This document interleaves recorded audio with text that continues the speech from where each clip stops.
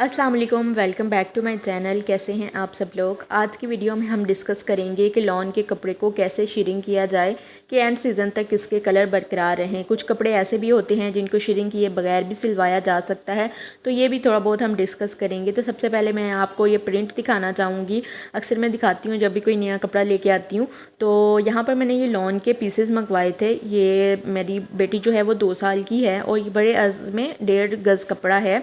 मैंने अपनी फ्रेंड के थ्रू मंगवाया है, वो इस्लामाबाद में रहती हैं, तो मैंने उनसे ही मंगवाया है। इस्लामाबाद में पेशावर से माल आता है, जो पठान है, अक्सर पठान ही वो सेल करते हैं ऐसी चीज़ें, पेशावर से लेके आते हैं। और बड़े प्यारे प्यारे प्रिंट, फैब्रिक क्वालिटी वाइज भी बड़े अच्छे थे। तो मैंने उनसे कहा कि आप मुझे भी लेके भेजें कुछ पीसेस, तो उन्होंने मुझे भेजे थे। अभी उनका बड़ा शुक्रिया अगर वो ये वीडियो देख रही हैं। तो मैंने ये ग्लिटर लॉन है और इसमें ज़री लॉन है, साथ में ये डोरिया लॉन है। ये 3 किस्म की लॉन है और बड़ी ही प्यारी। कोई मुझे ये ग्लिटर लॉन और ये जो ज़री, ये बल्कि तीनों ही, मुझे डोरिया लॉन भी बड़ी अच्छी लगी है। आप लोग बताएं इनमें से आपको कौन से कलर लगे हैं। वैसे तो हम लोग बहावलपुर में हैं, यहाँ पर भी पेशावर से माल लेके आते हैं पठान।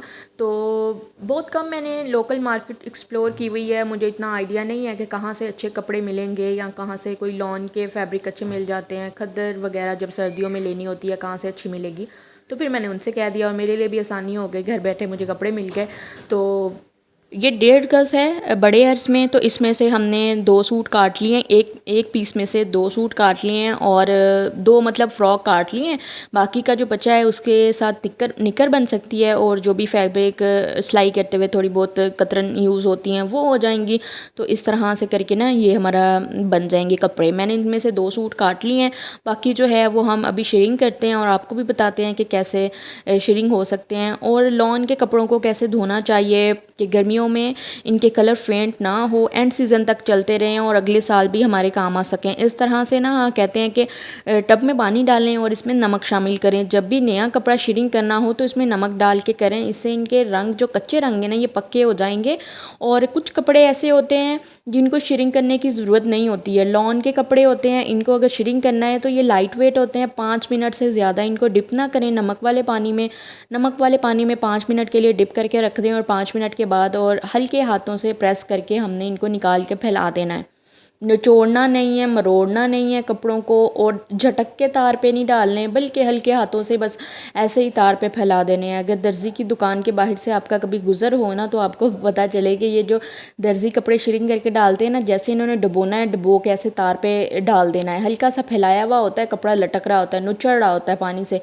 तो इस तरह से कपड़ों को शेयरिंग किया जाए तो कपड़ों में कान या अरेब नहीं आती है और बिल्कुल दामन भी सीधे रहते हैं। दूसरी बात ये कि जो भी वॉश एंड वेयर के कपड़े होते हैं जिनमें सूती धागा होता है, रेशमी धागा होता है, उनको शेयरिंग करने की ज़रूरत नहीं होती है, उनको ऐसे भी सिलवा सकते हैं। कुछ ब्रांडेड कपड़े होते हैं, उनके बाहर लिखा भी होता है कि इनको शेयरिंग करने की ज़रूरत नहीं है, ये डाई हुए हुए कपड़े हैं।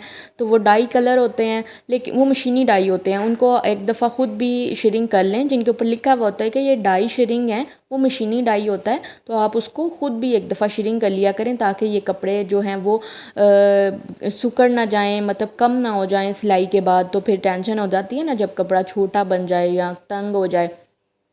तो ये कुछ बातें थी जो मैंने आपको बता दी हैं कि कुछ कपड़े जो होते हैं वॉश एंड वेयर ख़ास करके, और जिनमें रेशमी धागा होता है कपड़े में, उनको शेयरिंग करने की कोई ज़रूरत नहीं होती है, वो कपड़ा नहीं सुकड़ता। और जो लॉन का होता है उसको हमने 5 मिनट के लिए डिप करना है। खद्दर के कपड़े को हम 30 से 40 मिनट के लिए डिप करके रखेंगे।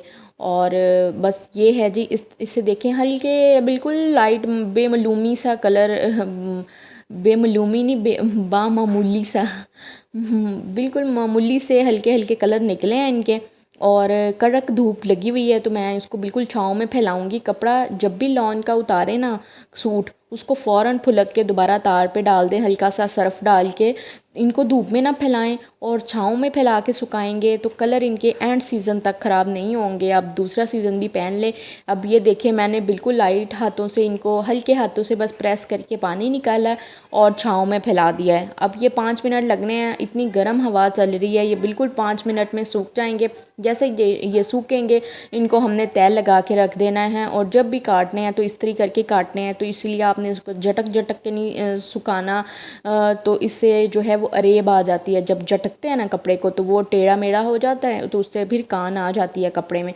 अगर अच्छे वाली लॉन होगी तो कभी भी उसका कलर ख़राब नहीं होता है। जो कपड़े की गारंटी होती है ना वो कलर की ही होती है। तो कोशिश करें जहाँ पर आप बिल्कुल कॉम्प्रोमाइज़ ना करें, हल्की लॉन ना लें, क्योंकि फिर सिलाई इतनी पड़ जाती है। और हल्का कपड़ा लेके सिलवाएं, उसके कलर उतरेंगे तो वो ख़राब हो जाएगा। तो फिर कोई फ़ायदा नहीं है ऐसे कपड़े बनाने का। जहाँ पर आप 5 सूट लेने का सोच रहे हैं वहाँ पर 3 बना लें, लेकिन अच्छे बना लें। यही थी हमारी आज की। उम्मीद है जी अच्छी लगी होगी। अगर ऐसा ही है तो प्लीज़ वीडियो को लाइक और शेयर कर दें, ताकि और लोगों तक भी ये वीडियो जा सके। जो भी लॉन के कपड़े बना रहे हैं उनको भी पता चल जाए कि लॉन के कपड़ों को कैसे शेयरिंग किया जाए। बाकी ये नॉर्मल सी बातें सबको तकरीबन पता होती हैं। अल्लाह हाफिज़।